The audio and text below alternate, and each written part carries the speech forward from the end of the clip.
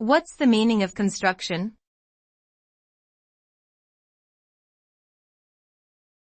Construction.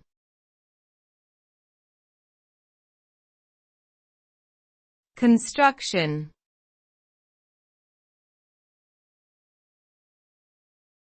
Construction.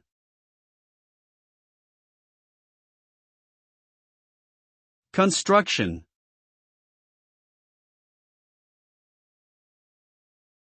Construction refers to the process of building or creating something, typically a physical structure such as a building, bridge, or road. It involves a range of activities including planning, design, and implementation, all aimed at achieving a specific end result. The end result of construction is typically a completed structure that can be used for a specific purpose such as housing, transportation, or commerce. Successful construction projects require careful management of resources, finances, and labor, as well as adherence to safety and regulatory standards.